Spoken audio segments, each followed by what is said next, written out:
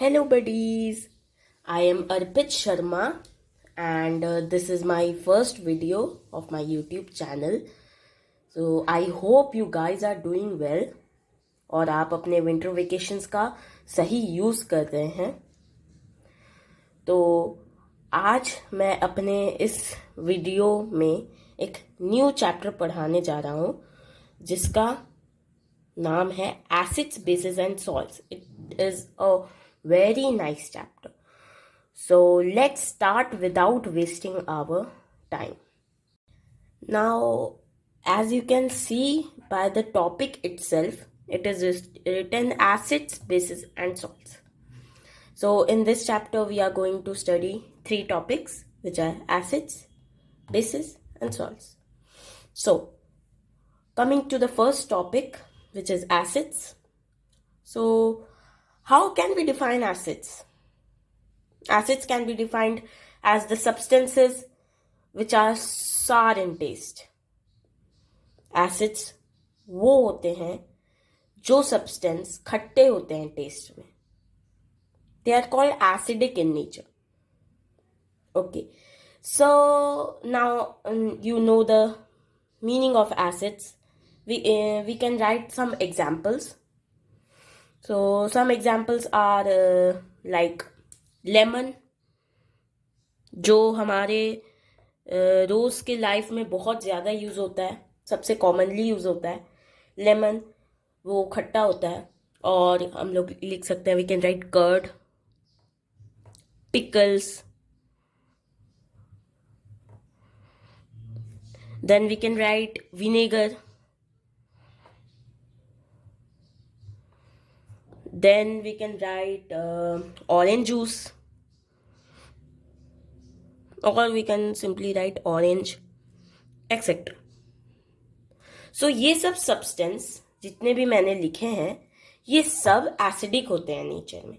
हमने जस्ट अभी पढ़ा एसिड का मीनिंग. तो now there are two types of acids. Acids के दो टाइप होते हैं. कौन कौन से? पहला तो होता है ऑर्गेनिक एसिड्स और दूसरा होता है मिनरल एसिड्स. अब इन दोनों के मतलब क्या है?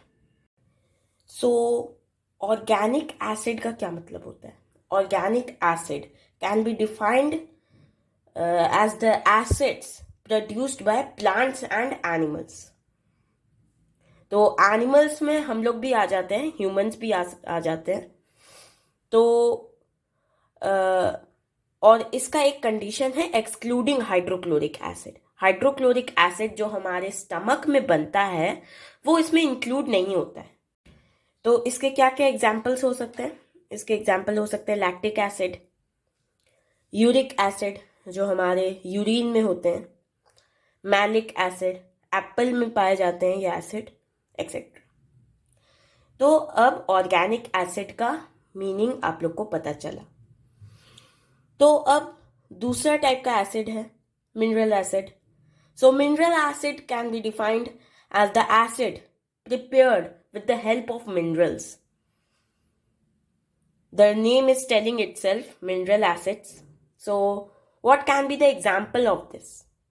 इसका एग्जाम्पल हो सकता है नाइट्रिक एसिड जो goldsmith uses to clean the gold or any kind of jewelry, और sulphuric acid, hydrochloric acid, etcetera. तो अब हमने दो टाइप के एसिड जो है organic acid and mineral acid, हमने उसके बारे में जाना. So now as you can see there are some naturally occurring acids listed below. So first it is acetic acid जो विनेगर में पाया जाता है. Second it is malic acid found in apple. Third it is oxalic acid, spinach. Fourth it is ascorbic acid found in amla. Fifth it is citric acid found in citrus fruits like orange, lemon, etc. Tartaric acid found in grapes, and unripe mango. And the last one is lactic acid found in curd. So in total there are 7 types of acids with few examples, and trust me, it is very important और ये आपके exam में बिल्कुल पूछे जाएंगे, तो इसे बिल्कुल याद कर लीजिएगा as it is very important. So jumping to our next topic, which is uses of acids. Different acids have different uses. For example, hydrochloric acid is used for cleaning purpose, including wash basin, toilet pad, etc. Next, sulfuric acid is used in automobile batteries. Next, goldsmiths use nitric acid to clean the jewelries. So here our acid topic is over. Now we will jump to our next topic, which is bases. So bases. What are bases? How can we define it? So the substance which are bitter in taste and feel soapy in touch, they are called bases. जो substance test में bitter होते हैं या हम उसे हिंदी में खारा कहते हैं, तो जो सब्सटेंस खारा होता है टेस्ट में और जब हम उसके सॉल्यूशन को फिंगर के बीच में ऐसे रब करेंगे तब वो सोपी होता है अगर टच में, तो they are known as bases. तो what can be the examples of bases? It can be baking soda. Baking soda is bitter in taste, and when you rub the solution of baking soda between your fingers, it feels soapy. Baking soda, then we can take soap solution. Then we can take washing powder. Washing powder solution. Then we can take washing soda, etc. So these many examples can be there. So now you have learned what is basis. So now I will write some common bases present in some common substances. So here are some common bases with some items. So first one, it is lime water with in which calcium hydroxide is present. Second, soap solution जिसमें sodium hydroxide होता है. Third, window cleaner, ammonium hydroxide. Fourth, milk of magnesia, magnesium hydroxide. Now we come to the point of solubility. क्या सारे basis water में या फिर कोई भी लिक्विड में सोल्यूबल होते हैं? तो इसका जवाब है नहीं. Many basis do not dissolve in water. बहुत मतलब ऑलमोस्ट सारे बेसिस वाटर में डिसॉल्व नहीं होते हैं. But some bases like sodium hydroxide, potassium hydroxide और calcium hydroxide dissolve in water. कुछ बेसिस ऐसे भी हैं जो वाटर में डिसॉल्व होते हैं. And the bases which dissolve in water are known as alkalis. So we can say that all alkalis are bases, but all bases are not alkalis. So now we jump to our next topic, subtopic, which is uses of bases. So the next subtopic, uses of bases. How are bases used?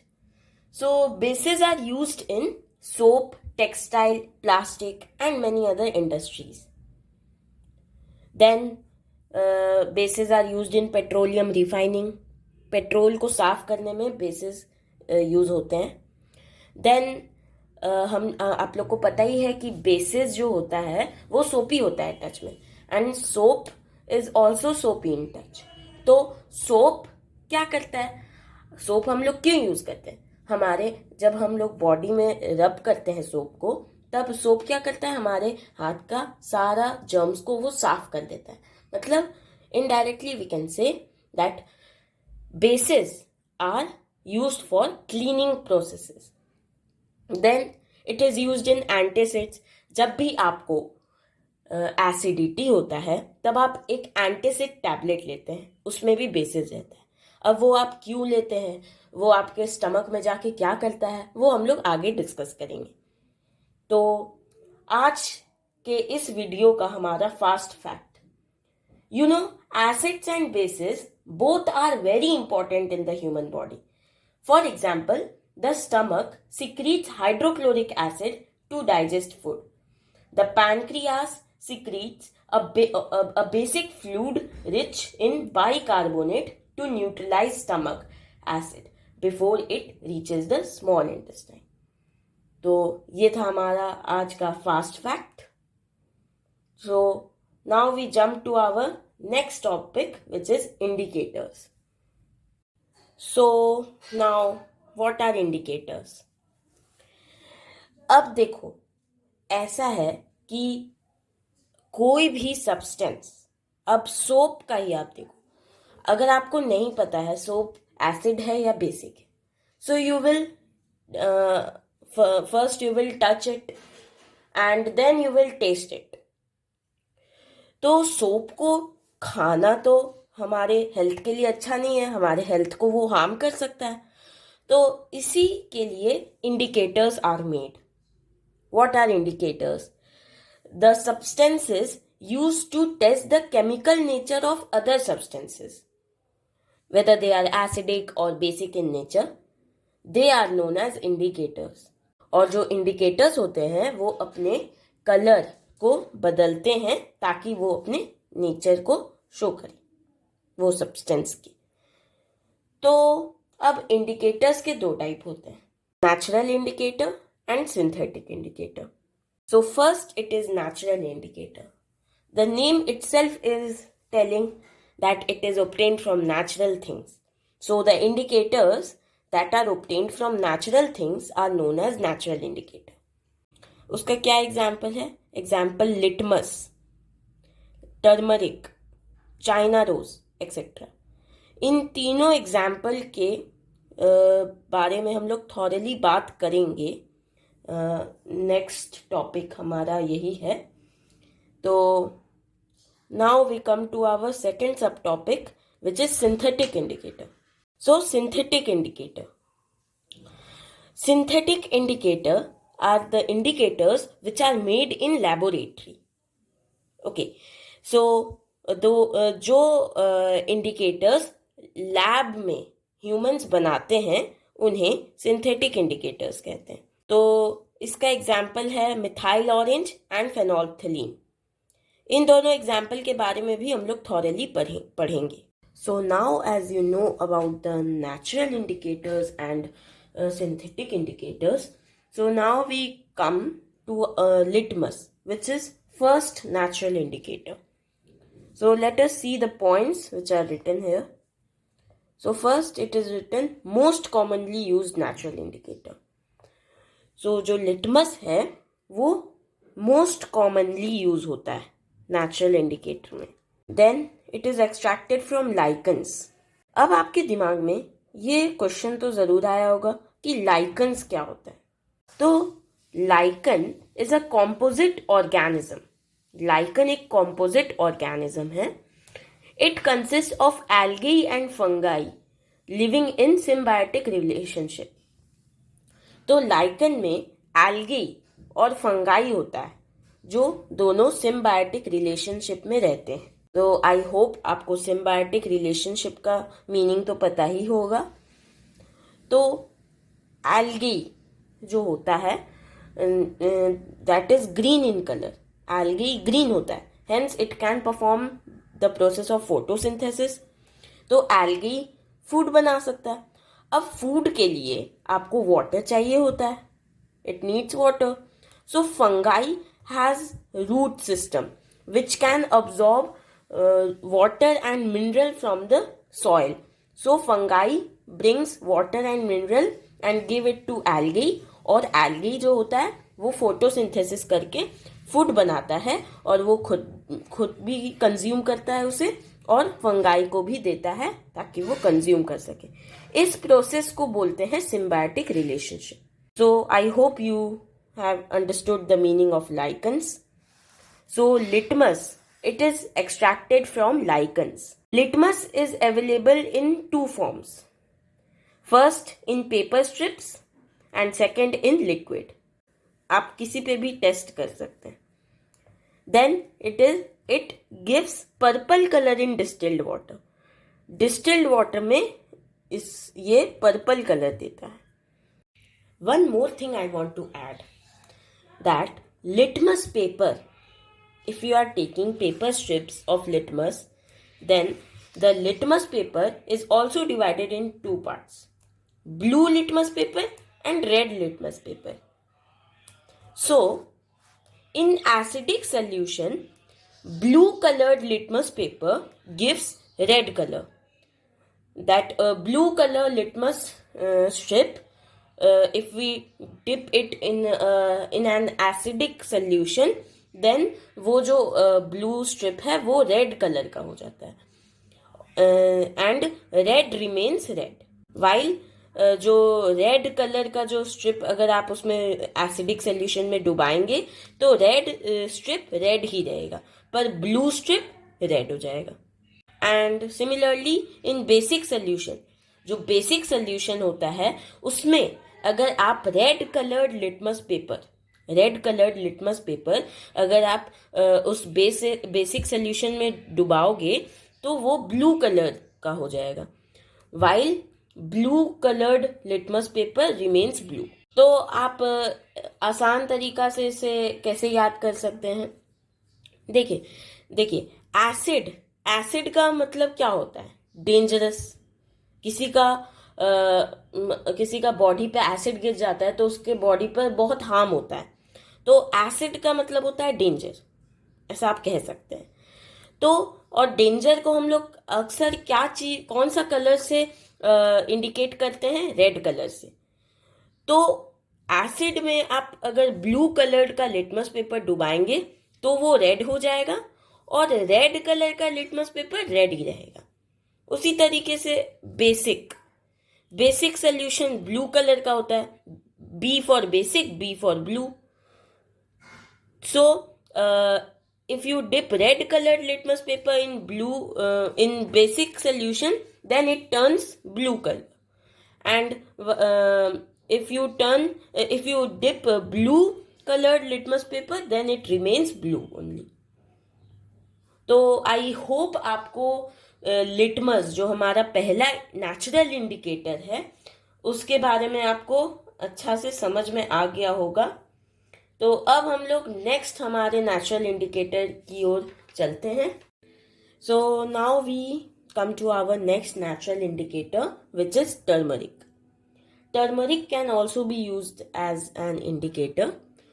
So first of all, we all know that it's of yellow color. Then it turns red when dipped in basic solution. Turmeric Lal colour का हो जाता है जब हम उसे basic solution में dip करते हैं. आपने नोटिस किया होगा जब आपकी मदर या फिर आपके घर में जो मेड होती है वो जब यूटेंसिल्स को वॉश करती है तब उसमें अगर टर्मरिक स्टेन है तो उसमें जब वो कोई भी लिक्विड डिटर्जेंट डालती है क्लीन करने के लिए तो वो रेड कलर का हो जाता है. वो इसीलिए होता है क्योंकि वो बेसिक सोल्यूशन होता है. और हमने अभी पढ़ा that turmeric turns red when dipped in basic solution.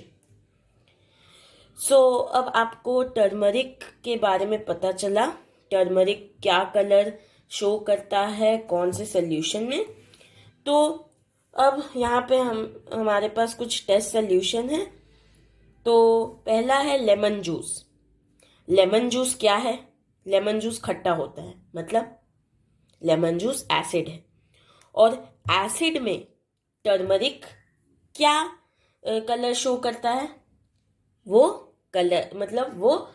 Colour अपना चेंज नहीं करता है. It does not changes its colour, hence it remains yellow.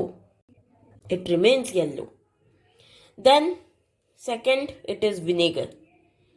Vinegar is also an acid, as it is sour in taste. So it also does not change its color. The turmeric does not change its color when dipped in vinegar. So it remains yellow. Soap solution. Soap solution is soapy in touch. So hence it is basic in nature. So basic में turmeric क्या colour show करता है? Red colour show करता है. Turns red. And milk of magnesia. Milk of magnesia में magnesium hydroxide होता है, हमने पढ़ा था. तो मिल्क ऑफ मैग्नीशिया बेसिक होता है, तो इस ये भी टर्न्स रेड. टर्मरिक इसमें भी रेड कलर का हो जाएगा. तो आई होप आपको टर्मरिक जो नेचुरल इंडिकेटर है वो समझ में आ गया हो. तो अब हम कुछ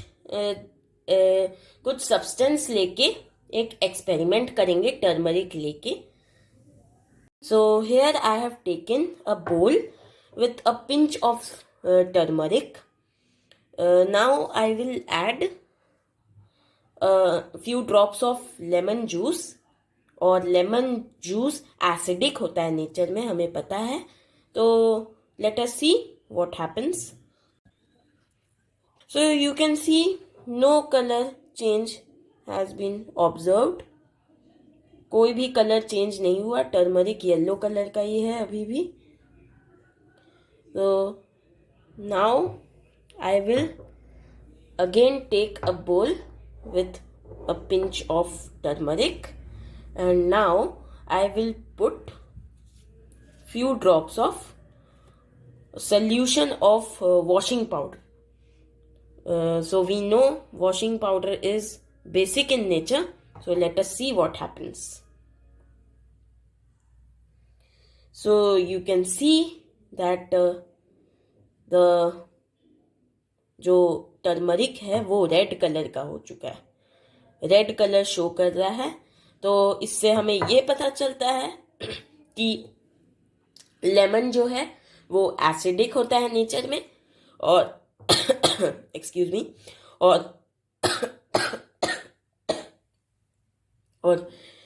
और वॉशिंग पाउडर जो होता है वो बेसिक होता है नेचर में. सो आई होप एक्सपेरिमेंट के थ्रू आपको सब क्लियर हो गया होगा टर्मरिक के बारे में.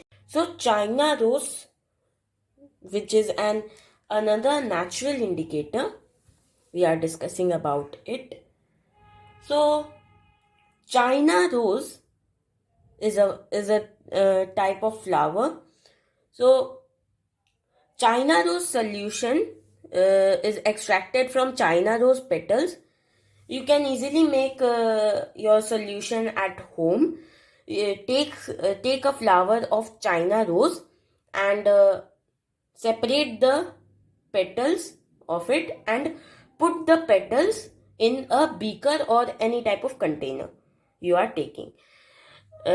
Then after doing that, you put warm water in that container and leave it for some time.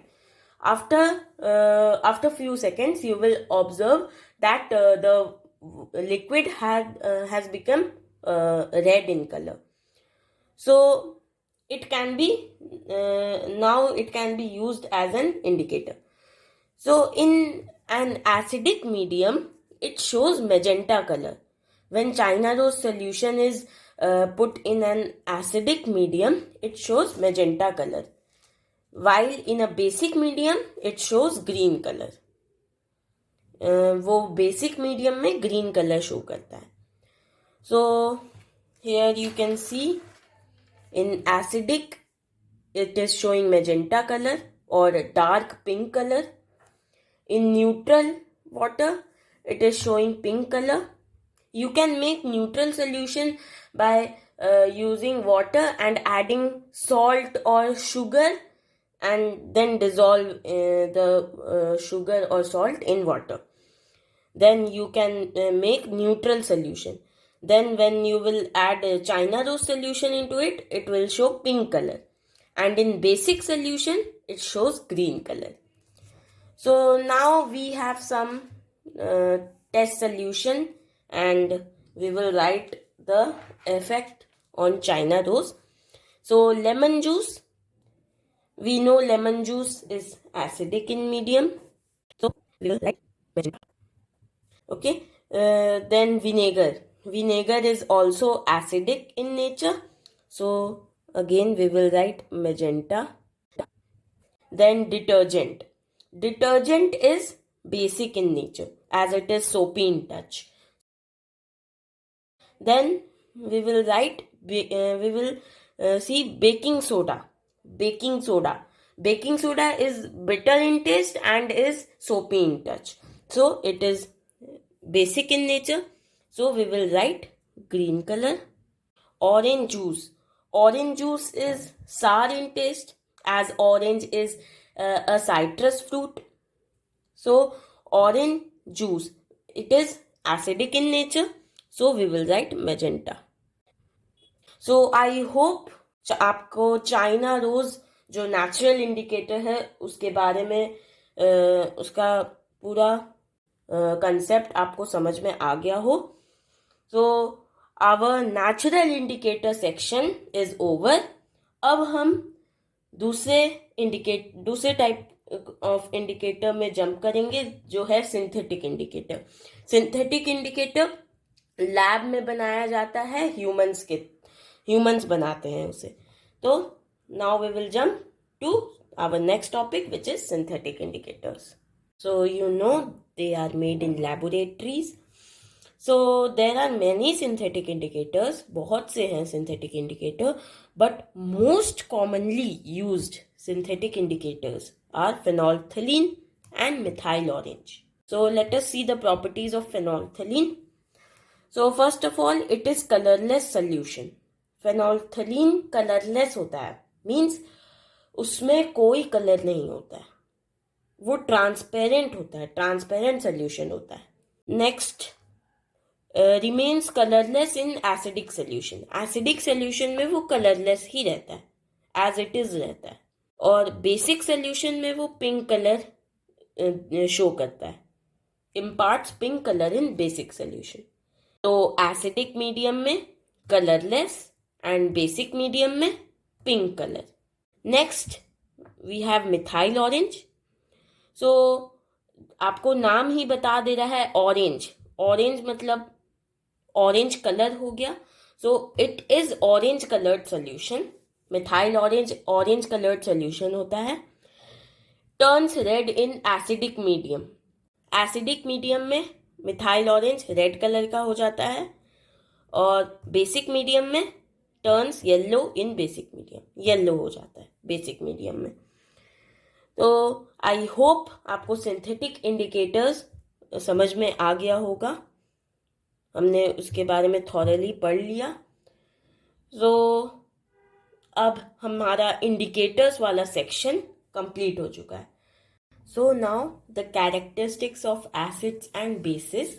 In other words we could say that this table is the summary what we have till now learn. So यहाँ property दिया है acids और basis, इन पे क्या reaction होगा.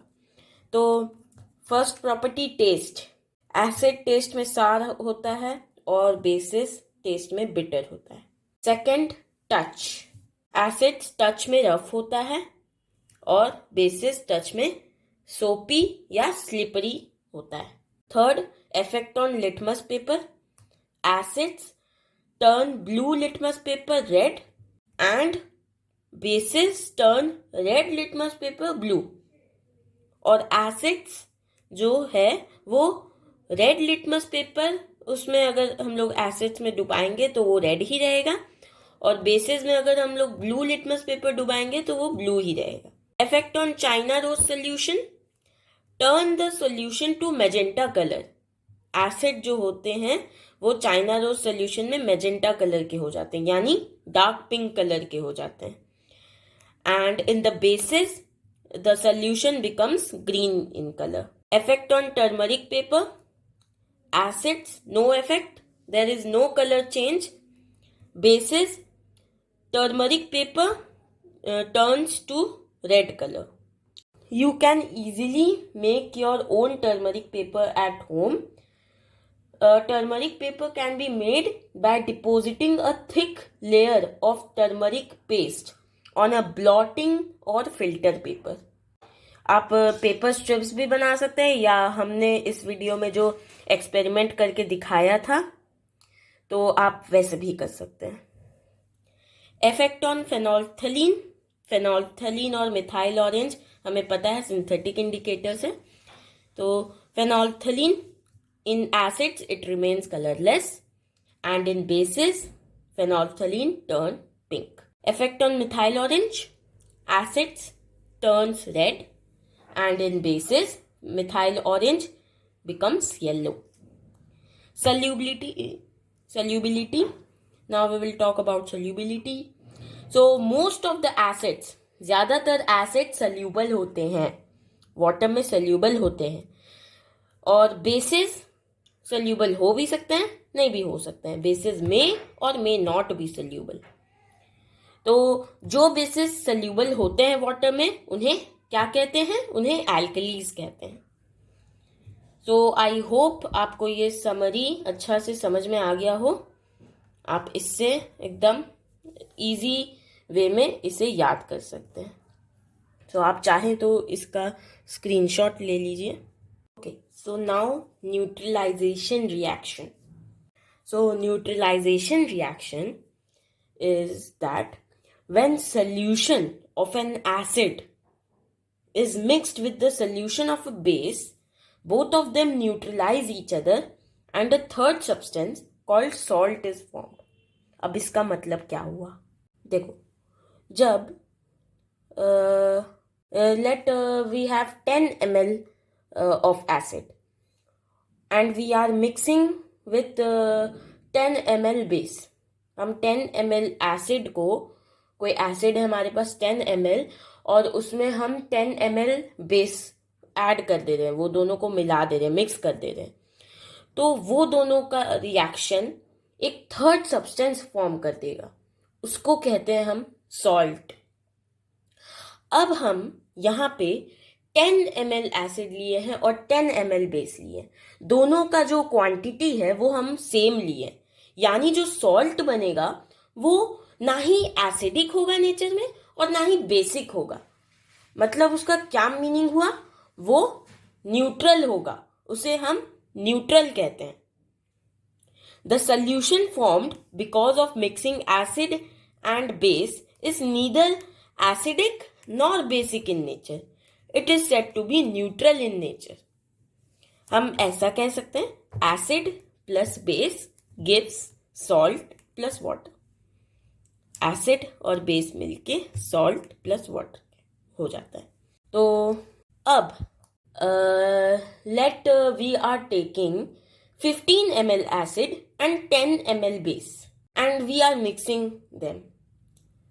So 10 ml base and 15 ml acid, they will both neutralize each other, but base का जो amount है वो 10 ml है, तो एसिड का 10 ml अमाउंट से ही वो न्यूट्रलाइज होगा, और एसिड का जो 5 ml बच गया वो जो थर्ड सब्सटेंस बनेगा सॉल्ट, वो उस समय, वो उस केस में वो कहलाएगा एसिडिक सॉल्ट.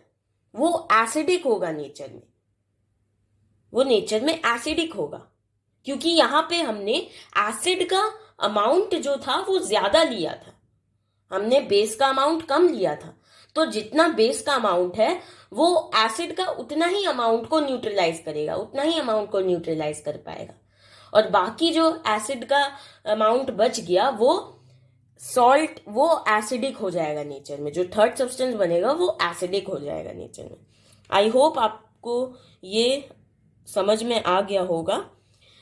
सो नाउ जो रिएक्शन होगा इन दोनों के बीच में, एसिड और बेस के बीच में, ये रिएक्शन जो होता है ये दो टाइप का होता है, exothermic reaction and endothermic reaction.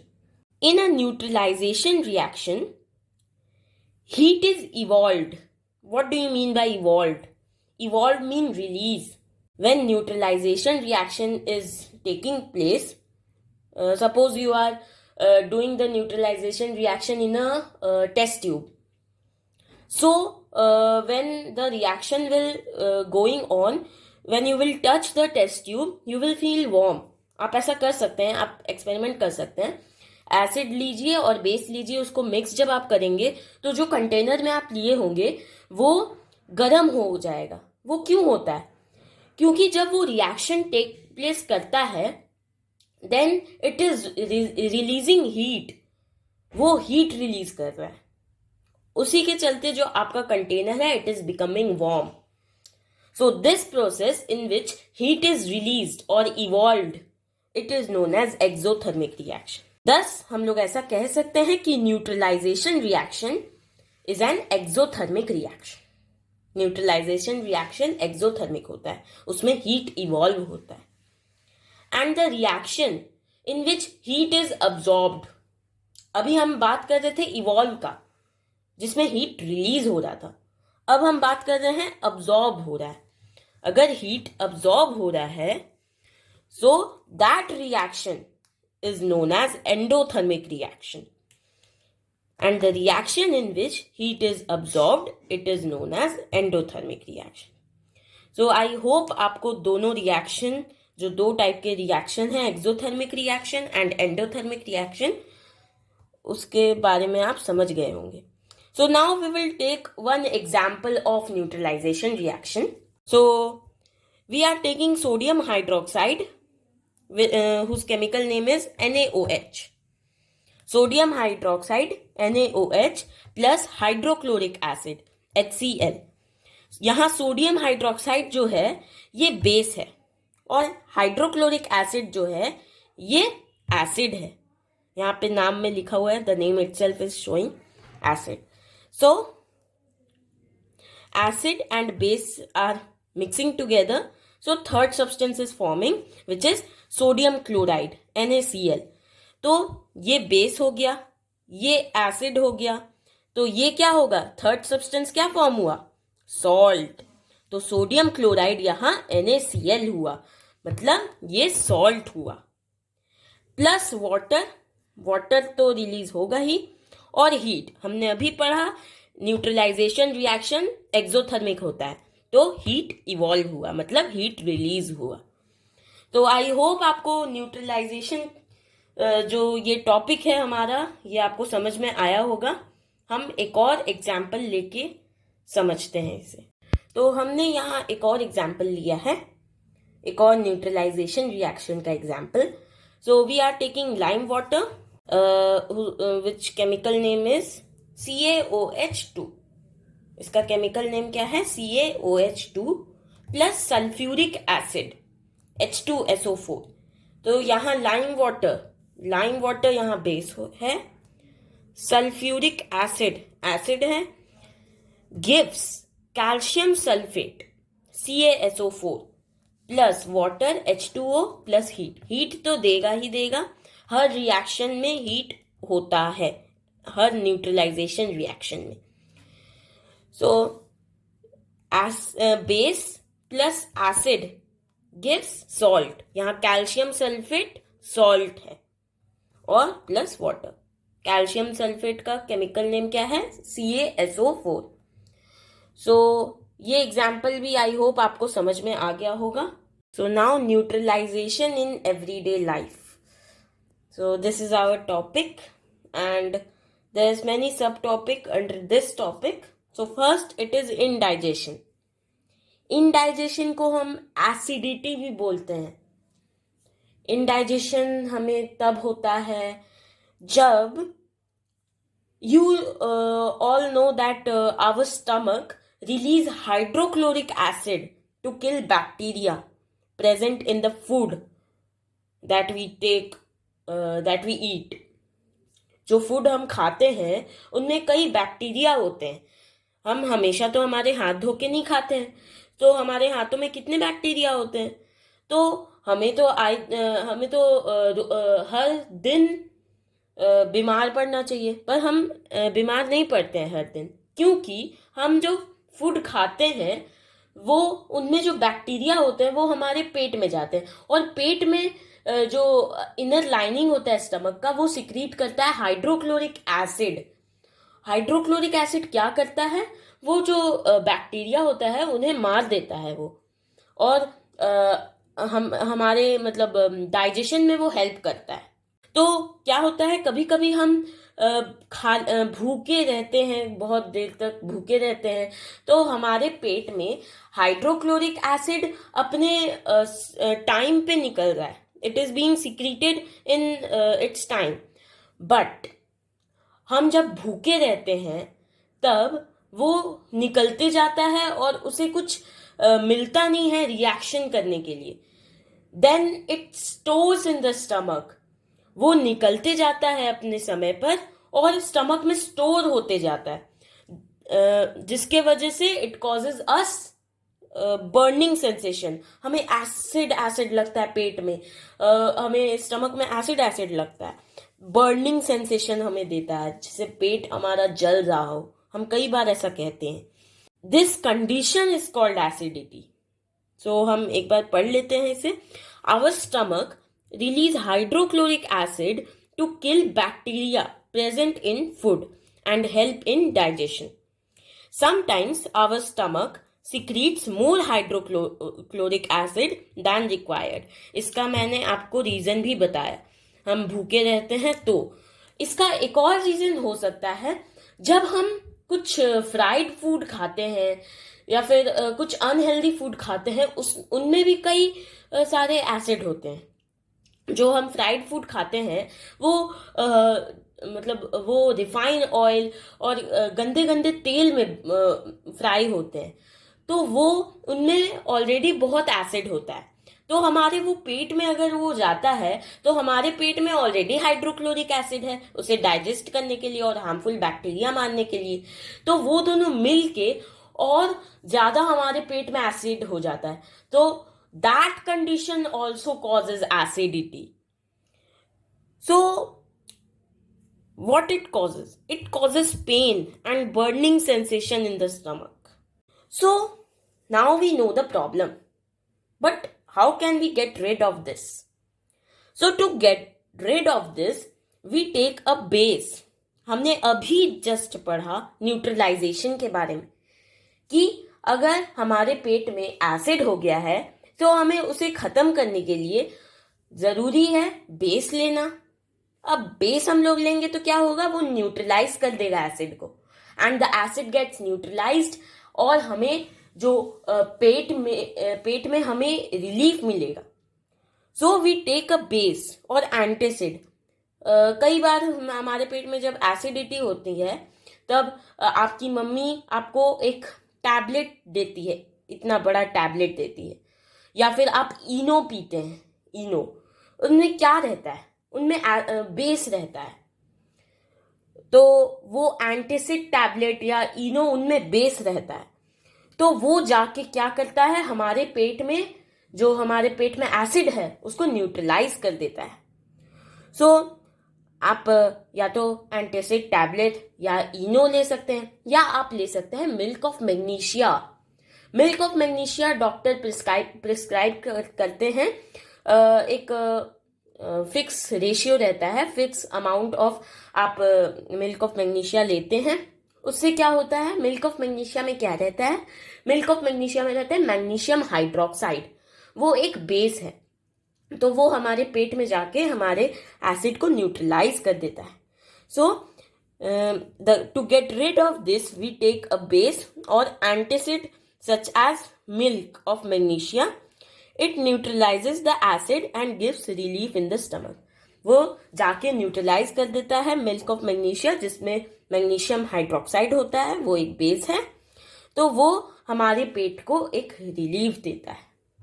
So I hope आपको इंडाइजेशन वाला सब टॉपिक समझ में आ गया हो। सो नाउ हम नेक्स्ट सब टॉपिक पे चलते हैं, जो है एंट sting. So now we will jump to our next subtopic, which is ant sting. तो आपके पूरे लाइफ में आपको कभी ना कभी चींटी या फिर मधुमक्खी काटी ही होगी, और when it bites you, it causes itching or pain in your skin. Why it happens? Do you know? तो ये होता है क्योंकि जब एंट या बी आपको काटती है, तब वो एक अपना नीडल घुसाती है आपके स्किन में, इंजेक्ट करती है उसे, और वो नीडल के थ्रू फॉर्मिक एसिड आपका स्किन में चला जाता है, एंड फॉर्मिक एसिड आपके स्किन में रिएक्शन करता है, जिसके वजह से आपके स्किन में ईचिंग और पेन का सेंसेशन होता है। वो एरिया में आपका ईचिंग और पेन होता है। तो आपकी मम्मी आपको बोलती होगी कि इसके ऊपर बेकिंग सोडा रब कर लो, तो उससे आपको आराम मिलता है। क्यों मिलता है? Why does it happen? Because वो चींटी आपके स्किन में फॉर्मिक एसिड रिलीज की। अब फॉर्मिक एसिड एक एसिड है, वो नाम आपको खुद बता रहा है। तो अब एसिड चला गया आपके स्किन में, तो आपको न्यूट्रलाइज करने के लिए उसमें क्या डालना होगा? न्यूट्रलाइज करने के लिए आपको उसमें बेस डालना होगा। तो बेस डालेंगे आप, तो जो बेकिंग सोडा होता है वो बेस होता है एक। तो आप उसे रब करेंगे स्किन में, तो वो न्यूट्रलाइज हो जाएगा वहाँ, तो आपको रिलीफ मिलता है। तो baking soda is a base and hence neutralizes the acid. So another base, आप या तो बेकिंग सोडा रब कर सकते हैं, या तो एक अनदर बेस जिंक कार्बोनेट रब कर सकते हैं। अब आपको जिंक कार्बोनेट कैसे मिलेगा? कैलामाइन लोशन आता है। आप कोई भी मेडिकल शॉप में जाएंगे तो कैलामाइन लोशन आप अगर खरीदेंगे, तो उसमें जिंक कार्बोनेट रहता है, और जिंक कार्बोनेट एक बेस है। तो आप अगर वहां पे जहां पे आपको एंट या बी काटी है, if you rub that, you will get a relief, as the zinc carbonate is a base. So the zinc carbonate will neutralize the acid present in your skin and hence give you a relief. So I hope you have understood the ant sting subtopic. So now our next subtopic, which is soil treatment. So नाम से आपको क्या पता चल रहा है? Soil treatment, यानी soil को अगर कोई प्रॉब्लम है तो हम उसे ठीक कर रहे हैं, ट्रीट कर रहे हैं उसे। सो क्या होता है, आप सभी को पता है कि the vegetables and fruits which are growing in soil, वो आसानी से ग्रो नहीं होते हैं। उनमें फार्मर्स क्या डालते हैं? फर्टिलाइजर्स, खाद, वो सब डालते हैं ताकि उसका अच्छा से ग्रोथ हो। The all minerals they need for the proper growth they get. तो उसके लिए वो फर्टिलाइजर्स डालते हैं। अब इसके चलते क्या होता है, कभी कभी कुछ ज्यादा एक्सेस फर्टिलाइजर्स वो डाल देते हैं, तो for that reason the soil becomes too acidic और टू बेसिक इन नेचर। वो कुछ ज्यादा ही एसिडिक या बेसिक हो जाता है नेचर में। तो नाउ अब हमने अभी पढ़ा कि इनडाइजेशन में क्या होता है, हमारे स्टमक में बहुत ज्यादा एसिड हो जाता है। तो क्या हम उस समय कोई भी अपना काम कर पाएंगे? हम ढंग से अपना कोई भी काम कर पाएंगे? हमें अच्छा लगेगा काम करने में? नहीं लगेगा। क्यों नहीं लगेगा? क्योंकि हमें पेन होगा, बर्निंग सेंसेशन होगा स्टमक में। वही same condition it is happening to plants. they are also not able to grow properly. So इसके लिए क्या होता है, एसिडिक ज्यादा हो गया तो हमें क्या डालना होगा? उसमें हमें कुछ बेस डालना होगा। ताकि वो न्यूट्रलाइज कर दे उसे, और क्या हो, सॉइल हमारा मतलब उसमें ना ही ज्यादा एसिड हो ना ही ज्यादा बेस हो, न्यूट्रल हो सॉइल. तो sometimes soil becomes too acidic or basic due to excessive use of fertilizers. Acidic or basic nature of soil affects the yield as plants do not grow properly on such soil. Plants इस soil पे properly grow नहीं कर पाते हैं. So now, if the soil is too much acidic, so what can we do? Acidic soil is treated with slaked lime or quick lime. Slaked lime और quick lime. Lime जो word है ना, वो base के लिए use किया जाता है. Lime water we say. So in lime water there is calcium hydroxide. Calcium hydroxide होता है लाइम वाटर में. सो स्लेक्ड लाइम और क्विक लाइम, हम ये दो लाइम यूज करते हैं. ये दोनों बेस है जब एसिडिक सॉइल होता है तो इससे ट्रीट हम इसे कर सकते हैं. So in slaked lime there is calcium hydroxide and in quick lime there is calcium oxide. Slaked lime calcium hydroxide and quick lime calcium oxide. So they both are basic in nature. Slaked lime भी basic है और quick lime भी basic है. So अब हमें ये हो गया. तो स्लेक्ड लाइम और क्विक लाइम क्या करेंगे, वो सॉइल में हम उसे डाल देंगे तो वो क्या करेंगे, जो एसिडिक बहुत ज्यादा है वो उसे न्यूट्रलाइज कर देंगे और प्लांट अपना प्रॉपर ग्रोथ फिर से चालू कर सकेगा. सो अब हमें ये पता चला कि एसिडिक सॉइल हो तो क्या करें. अब टू मच बेसिक सॉइल अगर हो गया, so how can we treat it. Basic soil can be treated with organic matter such as manure. Manure जो होता है ना, वो एक ऑर्गेनिक मैटर होता है. तो ऑर्गेनिक मैटर में क्या होता है, उसमें एसिड होता है. सो अगर मैन्योर यानी ऑर्गेनिक मैटर जो है वो मैन्योर, उसे अगर हम सॉइल में रिलीज कर देंगे, छोड़ देंगे, डाल देंगे, तो वो क्या करता है, एसिड सॉइल में रिलीज करना चालू कर देता है. अब वो एसिड रिलीज कर देता है तो वो बेस को वो न्यूट्रलाइज कर देगा, और न्यूट्रलाइज कर देगा तो सॉइल वापस न्यूट्रल हो जाएगा, ना ही ज्यादा एसिडिक ना ही ज्यादा बेसिक. तो उससे क्या होगा, प्लांट का फिर से सही ग्रोथ होने लगेगा. So basic soil is treated with organic matter such as manure. It releases acid in the soil and neutralizes the basic nature. तो आई होप आपको ये सॉइल ट्रीटमेंट वाला सब टॉपिक समझ में आ गया होगा. So now we will jump to our next sub topic which is factory waste. Our next sub topic factory waste. So आप सभी को पता है फैक्ट्री से बहुत पोल्यूशन निकलता है, और फैक्ट्री में जो भी बनता है उससे बहुत वेस्ट भी निकलता है. तो अब फैक्ट्री का जो वेस्ट है वो हाईली एसिडिक होता है. They are all highly acidic and we all know that the factory waste are released into the water bodies. So if the highly acidic waste is discharged in the water bodies, then the then the aquatic organisms in the water will die off. Why?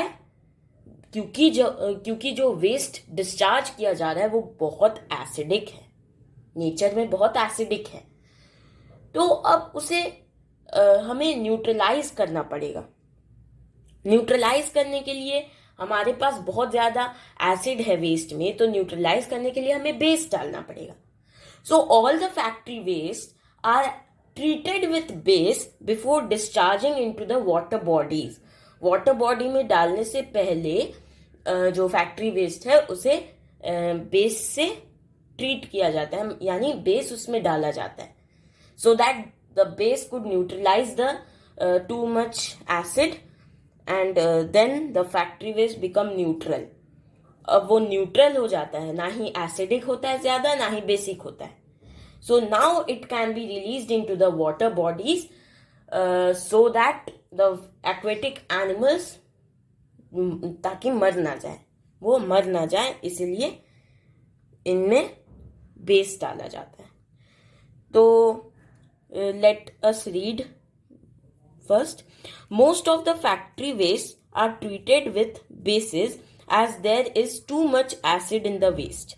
If such acidic wastes are flushed into the water bodies, acid present in them will damage the aquatic organisms and pollute the water. Thus, factory wastes are treated with bases before discharging into the water bodies. तो वो जो factory waste है उनमें base डाला जाता है ताकि वो न्यूट्रलाइज हो जाए और कोई भी एक्वेटिक ऑर्गेनिज्म को हार्म ना करे. तो आई होप आपको ये फैक्ट्री वेस्ट वाला सब टॉपिक समझ में आ गया होगा. तो यहाँ पे हमारा एसिड बेसिस एंड सॉल्ट्स वाला चैप्टर खत्म होता है. It gets over. I hope आपको ये पूरा चैप्टर समझ में आ गया होगा. तो हम मिलते हैं नेक्स्ट वीडियो में. तब तक के लिए बाय. और आप इस चैप्टर को एक बार अच्छा से पढ़ लीजिएगा. Thank you for watching my video.